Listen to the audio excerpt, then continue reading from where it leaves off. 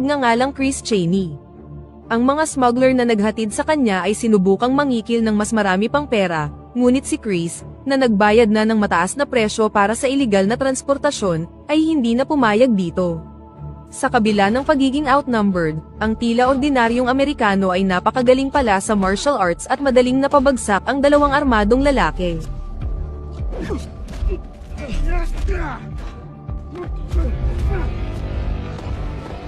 Matapos harapin ang mga smuggler, nagsimula ng mabuo ang tunay na misyon ni Chris Cheney. Una siyang nakitang dumalaw sa puntod ng isang babae na malinaw na minahal niya, at makikitang puno ng malamig na determinasyon ang kanyang mga mata. Pagkatapos nito, tinahak niya ang daan patungo sa isang marangyang mansyon, kung saan sinimulan niyang manmanan ng isang dalagita na nagngangalang Elisa. Anak siya ng isang makapangyarihang cartel boss na nagngangalang Vicente, isang lalaking namumuno sa Colombian black market. Ngunit sa kabila ng kanyang nakakatakot na reputasyon, si Vicente ay isang mabait at napaka-protective na ama kay Elisa, isang debosyon na lalong tumindi 15 taon na bago namatay ang kanyang asawa. Sa ibang lugar sa lungsod, ipinakita sa atin ang isa pang nagbabadyang kasamaan. Sa isang tahimik na tindahan ng cake, habang naghahanda na ang clerk na magsara para sa gabi, isang kakaibang lalaki ang tumatambay para sa isang piraso ng cake, at tumangging umalis. Nang magalang niyang hilingin sa kanya na umalis na sa tindahan, kinumpronta siya ng lalaki, at ang kanyang kilos ay biglang nagbago mula sa tahimik tungo sa nakakatakot. Ibinunyag niya na ang kanyang kaliwang kamay ay isa ng prosthetic, at nakatago sa ilalim nito ay isang mahaba at matalim na kutsilyo. Ginamit niya ito para sa distang piliting pakainin ang nanginginig na babae ng isang kagat ng cake.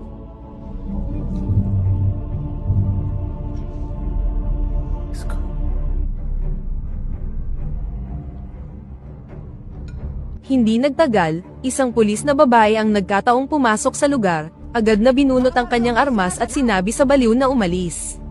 Pagkaalis ng lalaki, nag-alok ang opisyal na ihahatid pa uwi ang nanginginig na tindera. Ngunit nang makasakay na sila sa kanyang sasakyan, lumitaw ang lalaki mula sa backseat at pinatay silang dalawa. Ang lalaking ito ay si El Corvo, isang psychopathic hitman na kilala sa kanyang sadistikong kalupitan. Kinaumagahan, inihatid si Elisa sa paaralan sa ilalim ng pagbabantay ng dalawa sa pinakamahuhusay na bodyguard ni Vicente. Ang kanyang ama, na alam na marami siyang kaaway, ay hindi nakipagsapalaran sa kanyang kaligtasan. Habang nakahinto ang kanilang sasakyan sa stoplight, isang lalaking palaboy ang lumapit, at nagmamakaawang humingi ng barya. Nang hindi nila siya pinansin, nagalit ang lalaki at binasag ang rearview mirror ng sasakyan. Lumabas ang dalawang bodyguard para turuan siya ng leksyon, ngunit dito sila nagkamali. Lumalabas na ang palaboy na lalaki ay talagang si Chris in disguise. Sistematiko niyang pinabagsak ang dalawang gwardya, pagkatapos ay hinabol ang tumatakas na si Elisa, at matagumpay na nadukot ang anak na babae ng cartel boss. Kalaunan ng araw na yun, nakarating kay Vicente ang balita ng pagkidnap, at siya ay sumabog sa matinding galit. Inilabas niya ang kanyang galit sa pamamagitan ng pagpapahirap sa dalawang bodyguard, na nabigong protektahan ang kanyang anak mula sa nag-iisang lalaki. Nang siya ay tapos na sa kanila, tumawag siya sa telepono at pinakilos ang kanyang buong criminal network. Naglagay siya ng napakalaking bounty sa ulo ng kidnapper ng kanyang anak, nilinaw na handa siyang magbayad ng anumang halaga at patayin ang sinuman para lang maibalik siya ng ligtas. Samantala, itinigil ni Chris ang sasakyan sa isang liblib na kagubatan at pinalabas si Elisa sa trunk. Sa sandaling malaya na siya, sinubukan niyang tumakbo para sa kanyang buhay, ngunit ang kakaiba dito, si Chris ay hindi kumilos tulad ng isang karaniwang kidnapper. Kalmado siya at parang walang balak na saktan ang dalagita. Ipinaliwanag ni Chris na dati siyang kaibigan ng kanyang ina, at dating malapit na kasamahan ni Vicente. Sinabi niya na bago namatay ang kanyang ina, ipinapangako niya kay Chris na ilayo si Elisa mula sa buhay ng cartel, sa takot na siya ay lalamunin ng marahas na mundong yun. Gayunpaman, si Elisa ay hindi naniniwala dito, sa pag-aakalang ito ay gawa-gawang kwento lamang upang lokohin siya. Upang patunayang hindi siya sasaktan, nag-take si Chris ng risk at iniabot sa kanya ang kanyang baril, ngunit agad na nag-backfire ang plano. Kinuha ni Elisa ang baril at itinutok ito sa kanya, at hiniling na iuwi na siya. Nang wala ng ibang choice, Jesus Christ! Sinimulan na ni Chris ang pagmamaneho patungo sa lungsod. Nang sa wakas ay hinila ng galit na si Elisa ang gatilyo, sinalubong siya ng walang kwentang pag-click, dahil noon pa man ay wala naman talagang laman ang baril.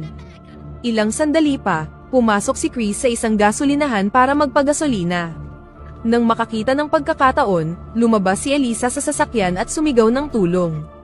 Ang kanyang pag-iyak ay nakuha ang atensyon ng 4 na binata, na sa pagsisikap na maging mga bayani, ay agad na pinagtulungan si Chris. Habang busy si Chris sa pagdurog sa kanyang mga tagapagtanggol, isang laban na halos tumagal lang ng 1 minuto.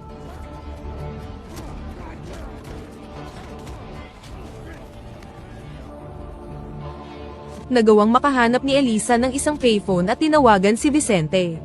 Ngunit nang sasabihin na niya sa kanya ang kanyang lokasyon, naabutan siya ni Chris. Dito na nagtatapos ang pagtatangka niyang makatakas, dahil itinali na ni Chris ang kanyang mga kamay para masiguradong hindi na muli siya makakatakas. Habang nagmamaneho sila patungo sa isang hindi kilalang destinasyon, ang patuloy na pagreklamo ni Elisa ay nagtulak kay Chris upang ibunyag na ang kanyang tunay na koneksyon sa kanya. Lumalabas na hindi lang siya kaibigan ng kanyang ina, dahil siya talaga ang kanyang tunay na ama. I'm your real father. Ipinaliwanag ni Chris na sila ay magkasintahan 15 taon na ang nakakalipas, ngunit isang insidente ang nagland sa kanya sa kulungan sa mahabang panahon. Naiwang walang masabi si Elisa, nahihirapang iproseso ang balita na hindi naman talaga siya kamag-anak ng lalaking nagpalaki sa kanya. Samantala sa mansyon, mas lalong hindi mapakali si Vicente sa bawat oras na lumilipas. Inutusan niya ang kanyang kanang kamay, isang lalaking nagngangalang Nick, na doblehin ang pabuya sa ulo ng kidnapper, at nilinaw na hindi hadlang ang pera basta't maibalik lang niya ng ligtas ang kanyang anak. Gayunpaman, ang katapatan ni Nick ay kaduda-duda. Matapos iwanan si Vicente, gumawa siya ng isang lihim na tawag sa baliw na hitman na si El Corvo, at ipinaalam sa kanya na open na ang anak ni Vicente. Kahina-hinala ang kanyang mga kilos, na nagpapahiwatig na siya ay may sariling masamang plano. Samantala, dinala ni Chris si Elisa sa isang maliit na diner para kumain ng tanghalian. Sa isang sandali ng pansamantalang kapayapaan, hiniling ni Elisa na sabihin sa kanya ang higit pa tungkol sa kanyang ina. Inilarawan ni Chris ang kanilang hindi mapaghihiwalay na pagsasama at pagkatapos ay ibinunyag ang isa pang revelasyon sa kanya. Ang pagkamatay ng kanyang ina ay hindi isang aksidente, at siya talaga ay pinatay ng mga tauhan ni Vicente. Tumanggi si Elisa na paniwalaan ito, hindi matanggap na ang mabait at mapagmahal na ama na kilala niya ay isang cold-blooded killer. Naputol ang kanilang pag-uusap nang ang isang grupo ng mga gangster, na malinaw na mga tauhan ni Vicente, ay dumating sa diner at inatake si Chris.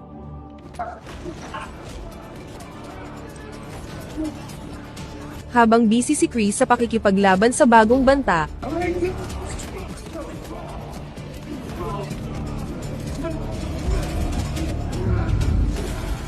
nahuli si Elisa at dinala sa headquarters ng isang kaalyadong leader ng gang.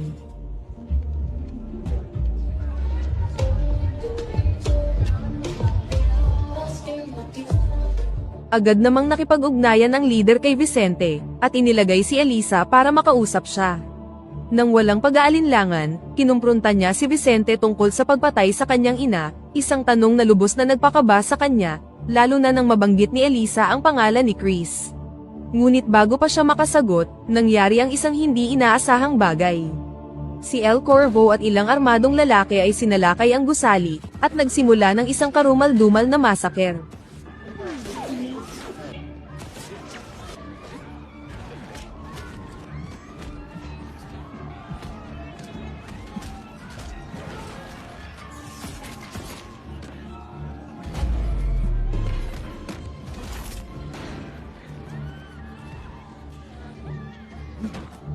Sa sumunod na kaguluhan, nagawang makatakas ni Elisa sa mga bumihag sa kanya, kung saan kumuha pa nga siya ng baril at pinaputukan si El Corvo para pabagalin siya. Sa sandaling yun, dumating si Chris sa lugar at agad na nakipaglaban sa hitman na may hawak na kutsilyo. Ngunit sa kakaibang dahilan, tila mas nakatuon si El Corvo sa paghuli kay Elisa kaysa sa pakikipaglaban kay Chris. Sa kabila ng pagkakaroon lamang ng isang functional na kamay, ang husay ng hitman ay walang katulad, at maging ang bihasang fighter tulad ni Boyka, ni Chris, ay natagpuan ang kanyang sarili na hindi makasabay.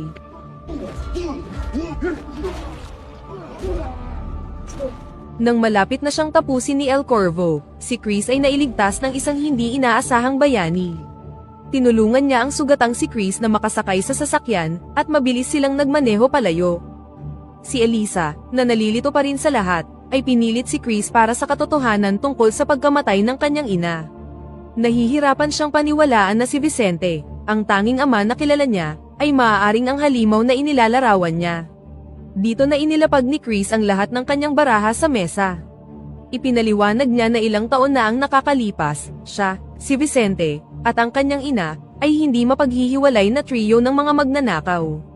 Ngunit nang mabuntis ang kanyang ina sa anak ni Chris, nakakita si Vicente ng pagkakataon para masolo siya. Inorkestra niya ang huling malaking heist, at pagkatapos ay sadyang sinet up si Chris upang mapunta sa kanya ang sisi at makulong. Nang makulong si Chris, nakuha ni Vicente ang pera at ang babaeng pinagnasaan niya para sa kanyang sarili. Ang kwento, na puno ng pagtataksil at kasakiman, sa wakas ay nagsimula nang magkaroon ng kahulugan sa broken-hearted na si Elisa. Sinabi ni Chris na ang diamond necklace na palagi niyang suot ay regalo mula sa kanya, na ibinigay sa kanya noong sanggol pa lamang siya. Pinili niya ang mga brilyante dahil gusto niyang lumaki siya na kasing tatag tulad niya. Pagkatapos ay ibinahagi niya ang kanyang huling alaala ng kanyang ina, na bumisita sa kanya sa bilangguan. Sinabi nito sa kanya kung gaano kamiserable ang buhay nila kay Vicente, na labis na mapang-abuso at mapang-kontrol. Ipinapangako niya kay Chris na kung may mangyari man sa kanya, balang araw ay papalayain niya ang kanilang anak mula kay Vicente. Kasabay nito, dumating si Vicente sa pinangyarihan ng naunang massacre, at natagpuang patay ang lahat ng kanyang mga tauhan, at wala na rin ang kanyang anak na babae. Ang mas nakakagulat ay ang sight ni El Corvo, isang malupit na figura mula sa sarili niyang madilim na nakaraan, na nakatayo sa gitna ng patayan. Nang gabing yun, sinubukan ni Chris na magnakaw ng sasakyan, nagpaplanong ilayo na si Elisa sa bansa ng tuluyan. Gayunpaman, tumanggi si Elisa na umalis sa Colombia dahil hindi pa rin siya ganap na nagtitiwala sa kanya. Iginiit niya na si Chris ay isang estranghero na walang karapatang baguhin ang kanyang buhay, anuman ang kanilang biyolohikal na koneksyon. Sa kalagitnaan ng kanilang pagtatalo, nagpakita ang may-ari ng sasakyan. Habang si Chris ay busy sa pagsisikap na takutin ng lalaki na ibigay ang kanyang sasakyan, nakita ni Elisa ang kanyang pagkakataon. Sumakay siya sa driver's seat, ninakaw ang sasakyan para sa kanyang sarili, at mabilis na umalis para iwan si Chris. Dumiretso siya sa isang payphone at sinubukang tawagan si Vicente para humingi ng tulong, ngunit naputol ang kanyang pagtatangka. Lumitaw si El Corvo mula sa dilim at agad na lumapit para kunin siya. Sakto namang dumating si Chris para makialam, ngunit na-corner sila ng hitman at tinutukan sila ng baril. Do you consider yourself a sharpshooter? You want to find out? On 3 you shoot. Okay! Matapos may tali sina Chris at Elisa, sinimulan ni El Corvo ang pag-torture kay Chris, at iginiit na malaman kung sino talaga siya. Sa isang sandali ng paglaban at pagtanggap, sumigaw si Elisa na si Chris ay ang kanyang ama. Nang marinig ang pagtanggap sa kanya ng kanyang anak na babae, nagdala ito ng kislap ng tagumpay kay Chris, kahit nasa gitna ng sakit. Ngunit para kay El Corvo, ang pahayag na ito ay nagdulot lamang ng isang bago at sadistikong ideya, at nagpatuloy sa pagbugbog kay Chris hanggang sa mawalan siya ng malay. Kinabukasan, natagpuan ni Vicente na si Chris ay binitay ni El Corvo sa isang puno, na pinananatiling buhay sa pamamagitan lamang ng walang katiyakang pagbabalanse sa isang gulong. Nang makita ang lalaki mula sa kanyang nakaraan, ang tao na kanyang ipinagkanulo at inakala niyang nawala na ng tuluyan, nagliyab sa galit si Vicente. Binigyang diin niya na anak na niya si Elisa ngayon, at si Chris, isang mahirap na ex-convict, ay hinding-hindi siya mabibigyan ng magandang kinabukasan. Sa sobrang galit, sinipa niya ang gulong mula sa ilalim ni Chris, dahilan para mabitay siya. Ngunit sa huling segundo, nang ma-realize na si Chris lamang ang posibleng makabawi sa kanyang anak mula sa baliw na si El Corvo, tinulungan na niya ito. Ang dalawang ama, na may malalim na pagmamahal para kay Elisa at may malalim na puot sa isa't isa, ay napilitan na ngayon na bumuo ng alyansa. Sa tense na biyahe patungo sa meeting point, sinubukan ni Vicente na i-clear ang hangin kahit na bahagya. Inamin niya na kahit siya ang nag-frame kay Chris noon, hindi siya ang pumatay sa ina ni Elisa. Nanumpa siya na kahit na hindi niya biyolohikal na anak si Elisa, noon pa man ay mahal na niya ito bilang sarili niya.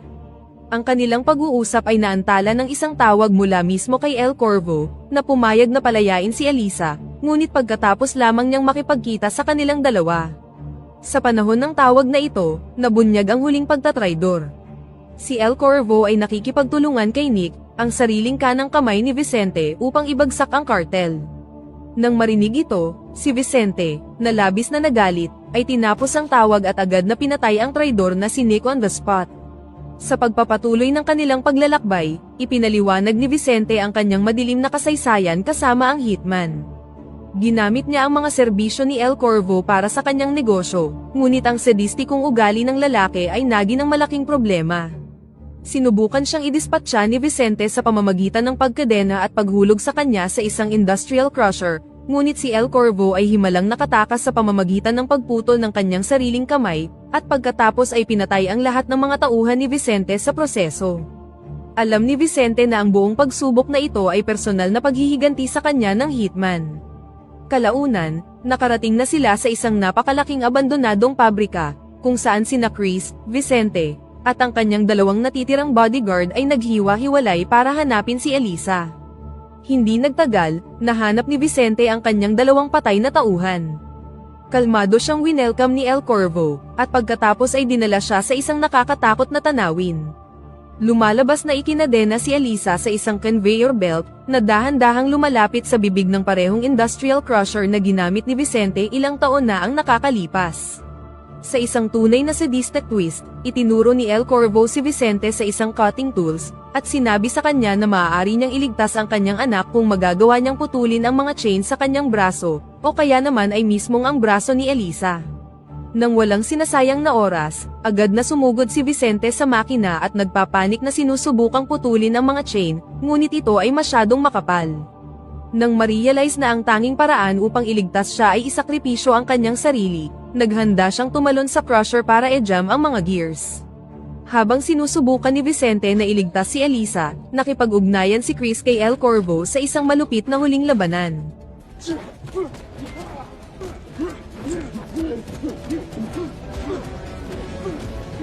Sa kalagitnaan ng laban, tuwang-tuwang ipinagtapat ng hitman ang buong katotohanan.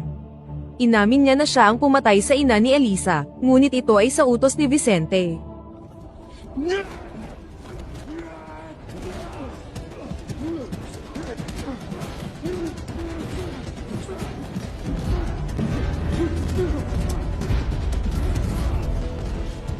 Idinagdag niya ang malupit na detalye na gusto lang ni Vicente na magmukhang suicide ang pagpatay, ngunit nadala siya dito.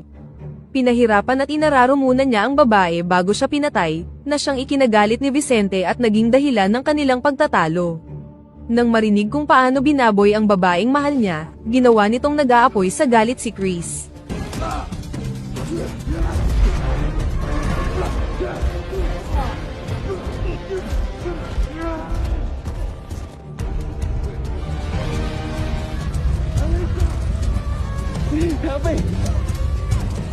Nang malapit na siyang makapagpatama ng isang finishing blow, sinaksak siya ni El Corvo, dahilan para matalo siya sa laban. Habang dumudugo si Chris sa sahig, hinawakan ni El Corvo si Vicente at kinaladkad siya papunta kay Elisa, at pilit siyang pinaamin habang hinihila ang dalagita papalapit sa crusher. Alang-alang sa anak, mangyak-ngiyak na inamin ni Vicente ang lahat. Inamin niya na inutos niya ang pagpatay sa kanyang ina dahil sa selos, at si Chris ang kanyang tunay na ama. Habang si Elisa ay ilang pulgada na lang ang layo mula sa mga grinding gear, ang sugatang si Chris ay sumigaw na ihagis niya ang diamond necklace sa makina. Ang napakatigas at pure na mga diamante ay naging sapat upang i-jam ang mga gear, at ang conveyor belt ay huminto sa huling segundo. Nang tumalikod si El Corvo para itulak ang sugatang si Chris, nakita ni Vicente ang kanyang huling pagkakataon para makabawi sa kanyang mga kasalanan. Sumugod siya kay El Corvo, itinulak silang dalawa sa gilid papunta sa lupa, at isinakripisyo ang kanyang sarili para iligtas si Chris at ang pinakamamahal niyang anak na babae. Wala nang nagawa si Elisa kundi ang umiyak na lang, at ang kanyang puso ay punong-puno ng magkahalong pagmamahal at puot sa lalaking nagpalaki at nagtaksil sa kanya. Ngayon, ang tanging magulang na natitira sa kanya ay si Chris, na ngayon ay nasa bingit na rin ng kamatayan. Sa sumunod na eksena, makikita si Elisa na bumisita sa puntod ng kanyang ina, at nagbigay ng mga bulaklak sa kanya. Hindi siya nag-iisa dahil kasama niya si Chris, na himalang nakaligtas sa kanyang mga sugat. Sa tahimik at mapayapang sandaling yun, tumingin si Elisa kay Chris, at sa unang pagkakataon ay tinawag siyang ama. Sa huling eksena, ipinakita ang abandonadong pabrika kung saan ang katawan ni El Corvo, na nakahiga sa tabi ng bangkay ni Vicente, ay misteryosong naglaho na nagpapahiwatig na merong part 2, at dito na nagtatapos ang pelikula.